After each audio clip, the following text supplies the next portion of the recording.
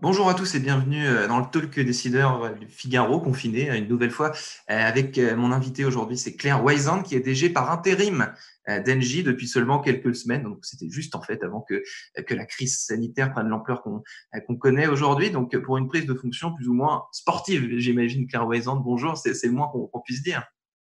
Bonjour, bonjour Quentin Péridel, bonjour à tous. Oui, prise de fonction un petit peu plus, on va dire un petit peu plus inhabituelle que Oui. ce à quoi on s'attendait. Voilà, mais c'est aussi une période qui est tout à fait intense pour l'entreprise et donc très intéressante. Donc les premiers enjeux, les premières priorités de coup dans votre prise de fonction, elles étaient de quelle nature? Parce que là, vous n'avez pas pu faire que, enfin, les équipes, vous les connaissez, j'imagine, etc. Mais normalement, ça se passe pas de façon aussi abrupte, si j'ose dire. Oui, alors à vrai dire, il y a eu deux phases. Il y a eu une première phase qui était avant la crise du Covid et notamment Ouais, l'annonce des résultats 2019, qui étaient des bons résultats pour ouais. l'année. Bon, et puis en fait, très vite, on a basculé dans la crise du Covid et sa gestion. Et Hmm. la crise du Covid pour une entreprise comme Engie, c'est trois objectifs de manière assez classique. Le premier objectif, c'est d'assurer la sécurité de nos collaborateurs. Hmm. On a aujourd'hui un certain nombre de collaborateurs en France et à l'étranger qui continuent à être sur le terrain. Il faut évidemment assurer leur sécurité, celle de leur famille. Ouais. Deuxième objectif, assurer la continuité des opérations. Une entreprise comme Engie, c'est une entreprise de gaz, d'électricité, mais aussi de services, aussi bien aux particuliers qu'aux hôpitaux, qu'aux collectivités. Donc, il y a des services absolument vitaux que nous devons continuer à Hmm. assurer. Et puis, le troisième objectif, c'est d'assurer que l'entreprise traverse cette période, j'allais dire, dans le respect de ses grands équilibres économiques et financiers et se Hmm. retrouve de l'autre côté, post-Covid, dans une situation suffisamment forte. Ouais, donc réfléchir au présent, toutes ces facettes que vous venez de me décrire, et déjà aussi à l'après, faire tout ça de front. Donc pour vous, une journée type, c'est donc vous êtes chez vous en télétravail confiné, vous passez votre temps dans le bureau en visio, en conf call. Comment ça se passe une journée pour vous, Claire Waysan? Oui, vous avez assez bien décrit la situation. On est tous, enfin, tous ceux qui peuvent être en télétravail sont en télétravail. Ouais. Donc, je disais, on a des collaborateurs sur le terrain, mais tous ceux qui peuvent être chez eux sont chez eux. Et c'est le cas en Hmm. particulier de l'ensemble du COMEX. Donc, nous sommes tous ici. Nous avons quasiment évacué la tour d'Engie à la Défense. Cette tour d'habitude à 4000 personnes. Aujourd'hui, il n'y a plus qu'une vingtaine de personnes, Ah oui, essentiellement des traders et la sécurité. Donc tout le COMEX d'accord.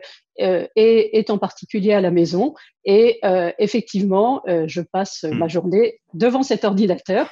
Devant Euh, cet ordinateur et devant Zoom, sur le logiciel sur alors, lequel on discute en ce alors, moment. pour tout vous dire, on est plutôt sur Teams. Voilà. D'accord. Chacun Euh, chacun sa préférence aussi à ce niveau-là, parce qu'il y en a tellement aujourd'hui tous ces canaux de communication fonctionnent à plein régime. Je ne sais pas s'il y en a un en particulier que les patrons, que les membres du comité de direction préfèrent, ou s'il y en a un officiel. alors nous, on est équipé de Teams et on Hmm. était habitué à fonctionner, mais évidemment avec la crise, il y a eu une multiplication des communications Ouais. sur Teams absolument considérable. Et donc effectivement, je passe pas mal de mon temps dans des réunions virtuelles sur Teams. Hmm. Ça va de réunions avec le ministre. Il y en avait une ce matin avec l'ensemble des acteurs économiques, avec Bruno Le Maire et Muriel Pénicaud, à des D'accord. réunions comme le COMEX qu'on tient cet après-midi en Zoom et en Teams également. Mhm. Alors, si on passe du côté client maintenant, vos clients, j'ai lu que vous avez pris l'engagement de rembourser 2 mois d'abonnement d'électricité pour 600 000 foyers les plus modestes. Comment est-ce que vous avez trié, si j'ose dire, comment est-ce que vous avez élu ces 600 000 foyers qui vont être remboursés de ces 2 mois d'électricité? Dans une période comme celle-là, on est évidemment attentif à nos clients les plus faibles, en Mhm. particulier, aussi bien du côté des ménages que du côté des entreprises. Donc, pour les D'accord. ménages, pour les foyers, effectivement, nous avons décidé que les 600 000 foyers qui étaient aidés, qui recevaient un chèque énergie ou une aide au logement, Ah oui. étaient des foyers pour lesquels on allait rembourser l'abonnement, 2 mois d'abonnement d'électricité. Bon, 2 mois D'accord. d'abonnement d'électricité, ça représente de l'ordre de 12 millions d'euros pour une entreprise comme Engie. Ça ne veut pas dire que ce sont les seuls auxquels nous nous intéressons, puisque nous avons bien conscience qu'un certain nombre des ménages vivent des situations, en particulier de chômage involontaire, voire de Mhm. chômage tout court, qui sont évidemment des situations subies. Et donc, dans ces situations-là, nous cherchons aussi à accompagner au mieux nos clients Et nous avons nos chargés de clientèle, soit par téléphone, soit par mail, qui sont à disposition de ces clients quand ils ont des difficultés pour pouvoir interagir avec eux et définir un échelonnement des factures dans le temps. Et puis, il y a la mesure pour les entreprises, pour les petites entreprises, qui est un peu le pendant pour les entreprises qui sont particulièrement affectées par la crise. Donc ça, ce sont en particulier les toutes petites entreprises qui ont dû fermer. On a beaucoup de restaurateurs, d'hôteliers, de coiffeurs qui sont dans ces cas-là. Et donc, pour ces entreprises-là, nous avons mis en place un différé de paiement. Donc, pendant toute la crise, aucune facture à acquitter. Et après la crise, un délai de 6 mois pendant lesquels les entreprises vont pouvoir, dans le temps, étaler leurs paiements. Et j'ajoute aussi bien d'ailleurs pour les ménages en difficulté que pour les entreprises, que dans les deux cas, c'est évidemment sans frais et sans pénalité. Je reviens sur ce que vous m'avez dit, vos chargés de clientèle qui répondent à vos clients plus côté particulier. Du coup, j'imagine qu'il y a qu'un seul, il y a une seule préoccupation côté client, c'est ça, quoi. Beaucoup de gens vous appellent pour savoir s'ils vont pouvoir être remboursés, et si oui, sous quelles conditions. Alors oui, il y a beaucoup, vous avez raison, il y a beaucoup de gens qui font ça. C'est pas la seule préoccupation côté client, et ça me donne l'occasion de mentionner que dans une période comme celle-là, on continue à faire, comme je le disais en introduction, on continue à faire ce qui est indispensable, et en particulier, on continue à faire les dépannages chez les clients qui en auraient besoin.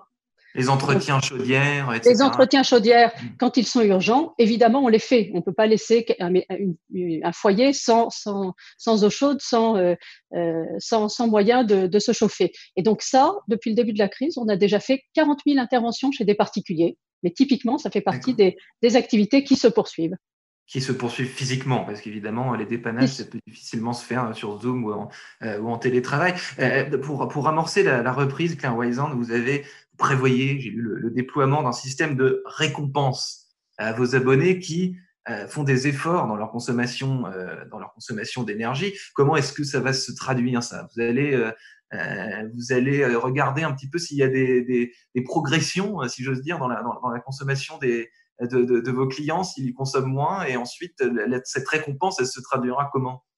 Effectivement, pour la France, on a mis en place un système qui est un système dans lequel nous incitons nos consommateurs, les ménages, à faire des efforts pour réduire leur consommation et pour prendre de bonnes habitudes de réduction de leur empreinte carbone, de leur consommation. Et avec ces efforts qui sont réalisés par les intéressés, les intéressés peuvent choisir soit d'aider des bonnes causes, et en particulier en ce moment les hôpitaux, soit de se procurer de la documentation ou des objets qui les aident à continuer à faire des efforts. Ça rejoint une problématique plus large qui peut paraître un peu paradoxale pour un énergéticien, mais nous sommes convaincus que l'avenir après Covid, mais l'avenir dans les années qui viennent, de manière générale, passe par moins de consommation d'énergie, d'électricité, de gaz, et une consommation plus verte. Ça, c'est un virage stratégique qui a été opéré par l'entreprise, et nous sommes absolument convaincus que on est aujourd'hui dans une crise, la crise du Covid, qui est une crise mondiale. Cette crise mondiale nous montre, d'une part, que nous sommes tous dépendants les uns des autres, et d'autre part, que si on ne traite pas cette crise mondiale, on se retrouve avec des parties entières de l'humanité qui sont vulnérables. Si vous réfléchissez bien, cette crise-là, elle ressemble à une autre crise qui peut nous arriver si nous ne faisons rien, la crise climatique. Et donc vraiment, dans cette optique, ce programme pour les particuliers, il participe, mais c'est une action beaucoup plus large pour l'entreprise.